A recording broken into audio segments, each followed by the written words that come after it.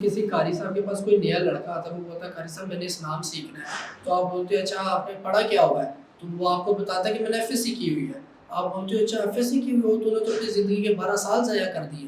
तो वो आपसे एक तो दो बात करेगा और उड़ के चला जाएगा कि मेरी ज़िंदगी के 12 साल कारी ने 1 मिनट नहीं लगाया ख़त्म कर दिए।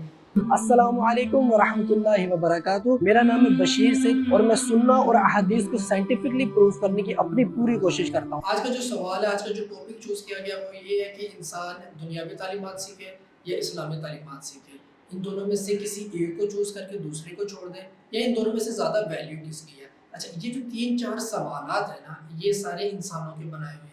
अब ये तालीमात तालीम होती है, तालीम जो भी है वो तालीम ही होती है। इन दोनों में वैल्यू करना वो हमने निकाला है, हमारे ज़हन ने उस वैल्यू को निकाला है कि इसकी कम है और इसकी ज़्यादा है। ऑफ कोर्स इस्लामी तालीमात ज़्यादा वैल्यू रखती है, इसमें सारी ज़िंदगी और क़यामत में भी आपका साथ देना है, लेकिन दुनियावी तालीमात की भी बहुत ज़्यादा वैल्यूज़ हैं। अच्छा, किस तरह वैल्यूज़ हैं? कई लोग होते हैं वो दुनियावी तालीम को बहुत ज़्यादा वैल्यू दे देते हैं कि उनको इस्लाम का अलिफ बे भी नहीं पता होता, और कई लोग होते हैं वो इस्लाम को इतने ज़्यादा वैल्यू दे देते हैं कि वो दुनियावी तालीमात को हक़ीर समझते हैं।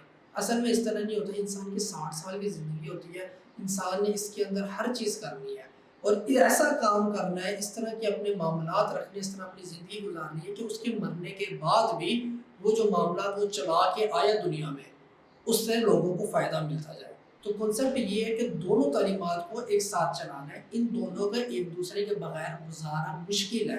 आपका जीना मुश्किल हो जाएगा अगर आप इन दोनों को अलग-अलग कर दोगे। ये डिफ़रेंस आपने और मैंने बनाया है, इस्लाम में इसका डिफ़रेंस नहीं है।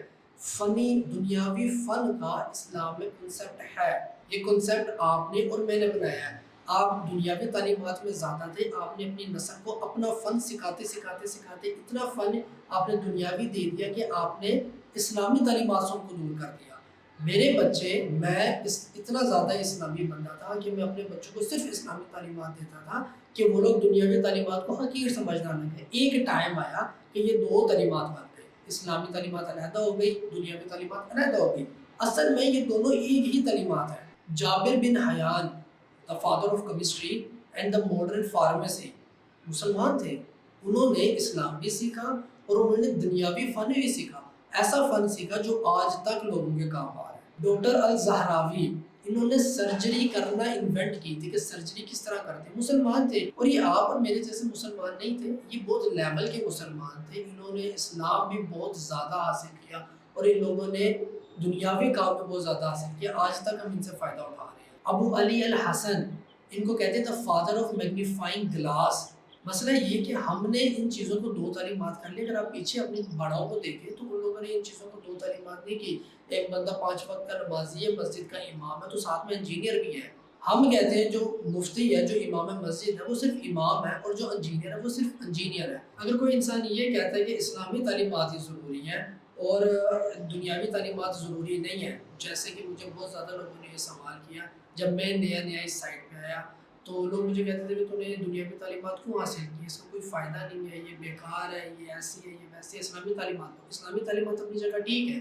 अगर कोई इंसान सिर्फ़ कहता है कि इस्लामी तालीमात ठीक है, तो अगर कोई किसी मुल्क का बहुत बड़ा मुफ्ती है, कोई बहुत बड़ा मुफ्ती है, उसने सिर्फ़ इस्लामी तालीमात ही हासिल की है, और किसी यूरोप साइड का कोई बहुत बड़ा क्रिश्चियन आ जाता है, बहुत बड़ा क्रिश्चियन आ जाता है, मुफ्ती साहब को बोलते हैं मुफ्ती साहब मुझे 2 मिनट है आपके पास और मैं टोटली इस्लाम में आना चाहता हूँ, तो आप मुझे तालीम दें, आप मुझे दावत दें, मैं इस्लाम में आ जाता हूँ।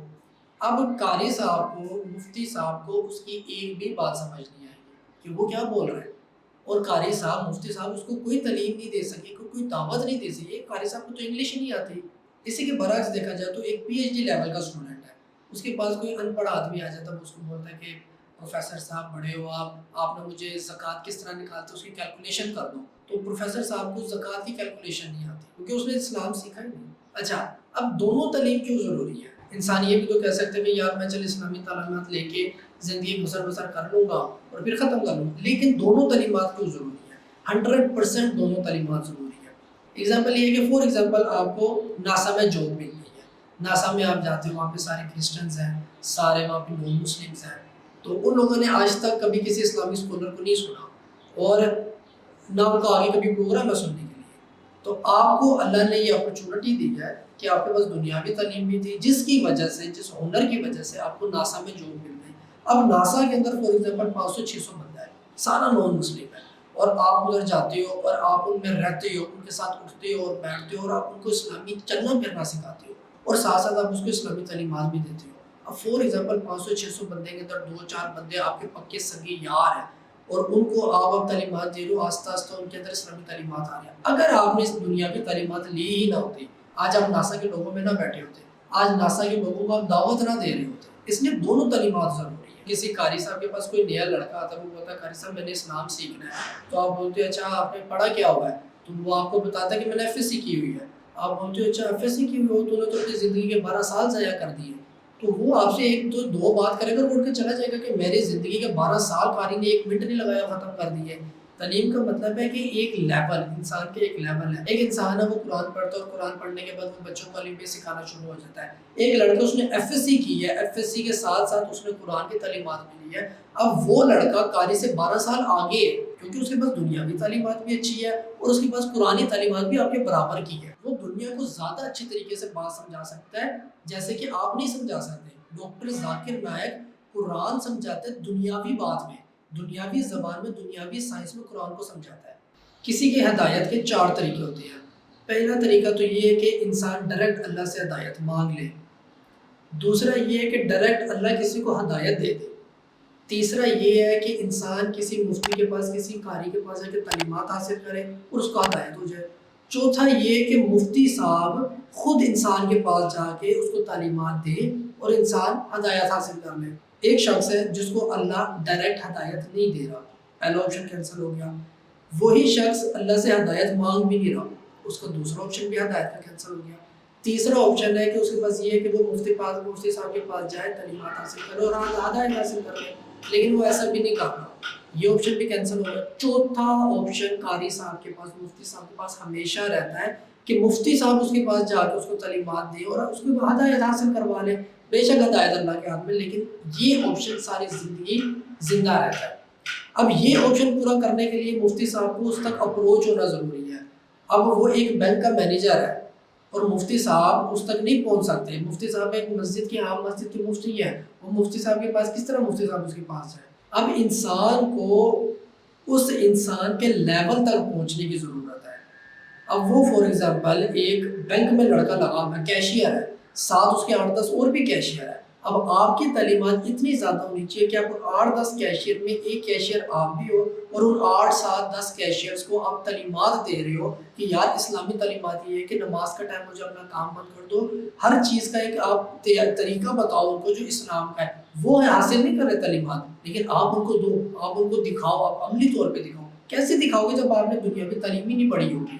مطلب اگر آپ اسلامی تعلیمات کو پکڑ کے رکھتے ہو تو صرف آپ ان کو ہدایت کروا سکتے ہو، ان کی تعلیمات دے سکتے ہو جو آپ کے پاس آئیں گے۔ آپ ان کو تعلیمات نہیں دے سکو گے جو آپ سے دور بھاگتے ہیں، جو آپ سے دور بھاگتے ہیں۔ اصل میں انہیں کو تو لانا ہے، اصل میں انہیں کو تو تعلیم دینی ہے۔ ان کو تعلیم کس طرح دینی ہے کہ ان کے پاس ان کے طریقے سے جاؤ، وہ کس طرح چاہتے ہیں۔